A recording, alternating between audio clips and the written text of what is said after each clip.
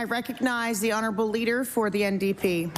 Thank you, Madam Speaker. Nearly 90% of our coast is privately owned, but we are coastal people and we all have an interest in its protection and conservation.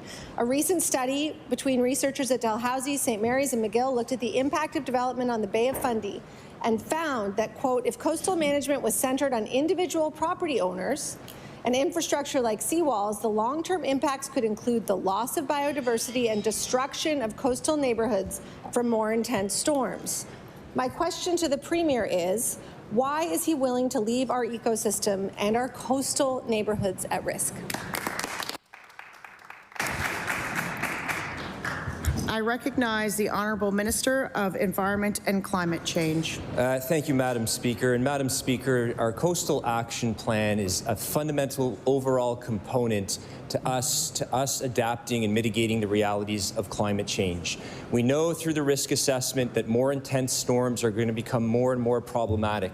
That is why we have the Environmental Goals and Climate Change Reduction Act. That's why we have the Nova Scotia Climate Plan. That's why we have the risk assessment, and that's why we now have the Coastal Action Plan. All of this working together will help support municipalities. Municipalities are responsible for zoning. As a provincial government, we are there to help support our municipalities as they work with their key stakeholders to ensure residents do not build in unsafe areas. Thank you, Madam Speaker. I recognize the Honourable Leader for the NDP with her first supplementary. Thank you, Madam Speaker. We also have and have passed in this House a Coastal Protection Act.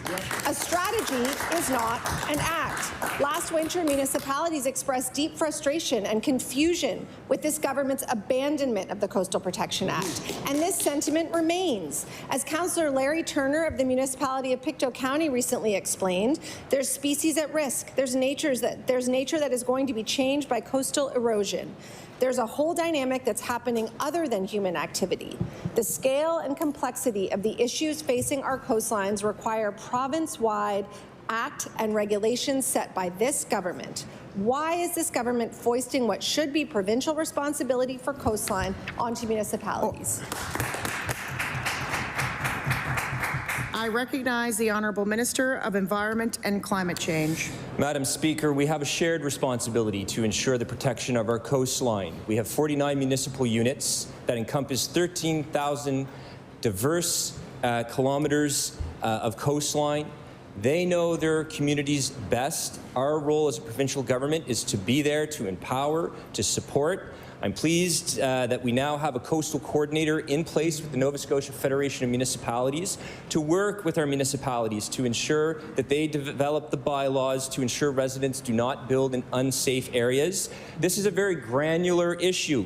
In some areas, we may have to retreat from the coastline. In other areas, other solutions may be required, and that is why we will work with our municipalities to ensure our residents are protected. Thank you, Madam Speaker. I recognize the Leader of the NDP with her final question. This act was designed to empower and support, and the consultation on the regulations reflected that granularity. In April, following this government's decision to abandon the act, the results of the consultation with property owners from fall of last year was finally released. And these results showed a majority of respondents were in favour of rules to regulate development on the coastline and believed that these rules should come from this government. On the subject of this consultation, the Premier told us we listened to Nova Scotians very intently. And so my question is, which Nova Scotians did the Premier listen to? If not the respondents to this or other rounds of consultations, not the municipalities, not the hundreds of emails to the department, then who?